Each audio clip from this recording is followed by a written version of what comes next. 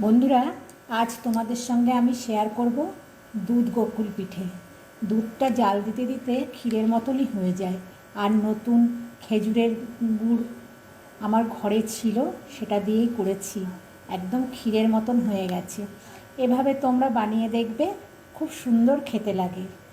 আর আমি তোমাদের সঙ্গে এটা আজকে শেয়ার করব, ওর জন্য আমি এখন এটা বানাচ্ছি। তোমরা আমার সাথে থেকো বন্ধুরা, তোমরা দেখতে থাকো। বন্ধুরা, গোকুল পিঠে করার জন্য দেখো, আমি গ্যাসটা জ্বালিয়ে দিয়ে আমি একটা কড়ার মধ্যে 1 কাপ মতন দুধ দিয়ে দিয়েছি। প্রথমেই পুরটা তৈরি করব। আর আমার একটু ফ্রিজে করা ছিল নারকেল দিয়ে আর পাটালি, খেজুর গুড়ের পাটালি দিয়ে আর একটু চিনি দিয়ে করে রেখেছিলাম। এবার এটাকে আমি আরেকটু ভালো করে তৈরি করে নেব। আমি এই নারকেলের যে সেইটা তৈরি করে রেখেছি, এটা আমি এই দুধের মধ্যে দিয়ে দিলাম। দিয়ে এটাকে আমি একটু নাড়িয়ে দেব।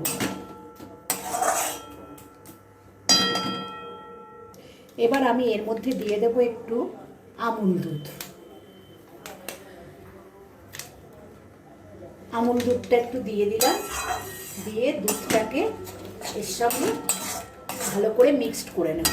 তার জন্য আমি গ্যাসের ফ্লেমটাকে একটু লো করে রাখবো। লো করে এটাকে ধীরে ধীরে একটু ভালো করে দুধটাকে, আমুল দুধটাকে একটু, পাউডারটাকে একটু নারকেলের ছেয়ের সঙ্গে মিশিয়ে নেব ভালো করে। দেখো, এবার এর মধ্যে আমি একটু এই বাটিটার হাফ বাটি চিনি দিয়ে দেব। দিয়ে ভালো করে পাক করে নেব।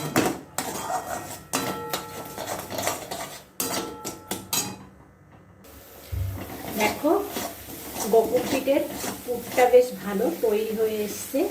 আমি আর একটুখানি 2-1 মিনিট পরে এটাকে নামিয়ে ফেলব। দেখো, পুরটা আমার হয়ে গেছে। এবার এটাকে আমি একটা পাত্রে তুলে নেব। দেখো, একটা পাত্রে আমি সবটা তুলে নিয়েছি। দেখো, তুলে নেওয়া হয়ে গেছে। এবার এটাকে একটু আমি ঠান্ডা করে নেব। এবার দেখো, আমি একটা বাটি নিয়েছি। এই বাটির মধ্যে আমি এই কাপের 1 কাপ ময়দা দিয়ে দিচ্ছি। আর এর মধ্যে দিয়ে দেবো আমি সামান্য একটু লবণ। এবার এর মধ্যে লবণটা ময়দার সঙ্গে মিশিয়ে নিয়ে এর মধ্যে আমি অল্প অল্প জল দিয়ে একটা লেই বানিয়ে নেব। আমি হাত দিয়ে এটাকে মেখে নিচ্ছি। আমি এর মধ্যে আরও একটু সামান্য জল দিয়ে নেব। নিয়ে হাত দিয়ে এইভাবে মেখে আমি ভালো করে এটাকে ফেটিয়ে নেব। দেখো, এই যে ময়দার লেইটাকে আমার ভালো করে বেশ ফেটিয়ে নেওয়া হয়ে গেছে। আর এরকমই হবে। দেখো, পাতলাটা এরকম করতে হবে। এইভাবে এটাকে আমি করে নিলাম।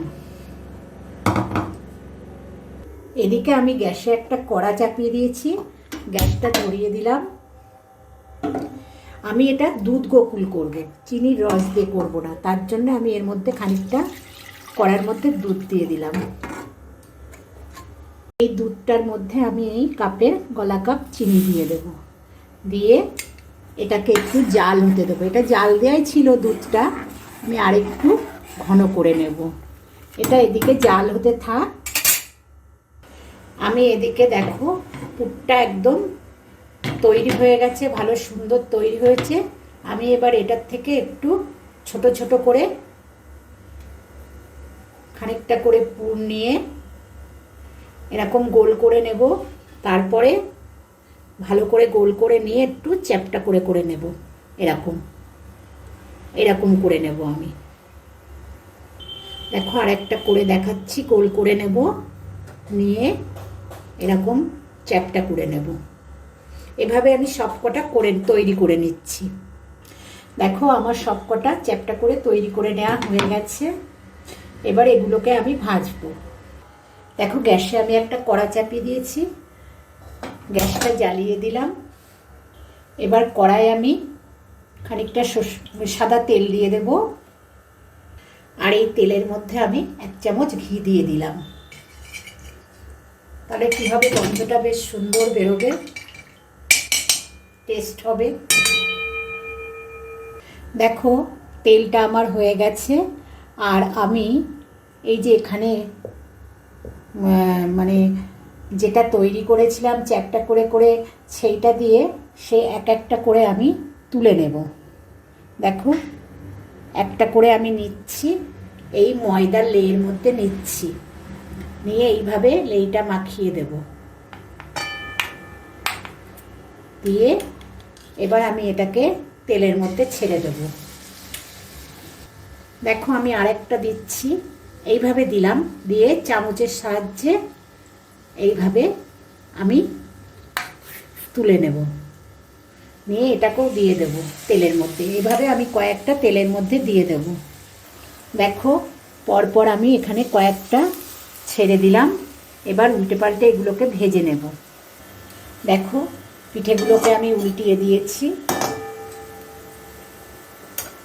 আর এদিকে যে দুধটা জাল হচ্ছে, এর মধ্যে আমি একটু গতবারের মৌঝুলা গুড় দিয়ে দিচ্ছি, খেজুরের গুড় দিয়ে এটাকে আমি ফুটিয়ে আরও বেশ গাঢ় করে নেব।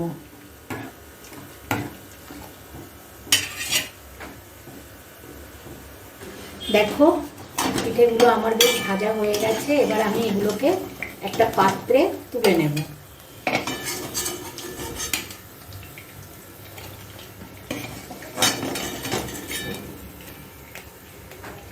এবার আমি আর পিঠেগুলোকেও ওইভাবে তেলের মধ্যে দিয়ে দেব।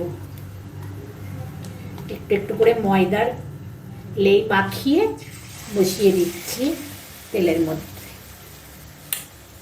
দেখো সব কটা পিঠে আমি তেলের মধ্যে, সব কটা তৈরি করে আমি তেলের মধ্যে দিয়ে দিয়েছি। এবার এগুলোও ভেজে নেব। এইভাবে আমি সব কটা পিঠে ভেজে নেব। দেখো সব কটা পিঠে আমার ভেজে নেওয়া হয়ে গেছে। আর এদিকে দেখো দুধটা বেশ জাল দিয়ে ঘন হয়ে গেছে। এবার আমি এর মধ্যে এই পিঠেগুলোকে সব দিয়ে দেব। পিঠেগুলোকে দিয়ে আমি এরকম ফ্লেমটায় একটু মিডিয়ামে রেখে 5 মিনিট কি 7 মিনিট একটু ফুটিয়ে নেব। দেখো 5-7 মিনিট বেশ ফুটিয়ে নিয়েছি। এগুলো বেশ ফুলে বড় বড় হয়ে গেছে। এবার আমি গ্যাসটাকে অফ করে দেব। অফ করে দিয়ে এবার ঢাকা দিয়ে 15 মিনিট আমি রেখে দেব, তারপর সার্ভ করব। আমার হয়ে গেছে ক্ষীর, মানে দুধ গোকুল পিঠে। দেখো ক্ষীরের মতন হয়ে গেছে।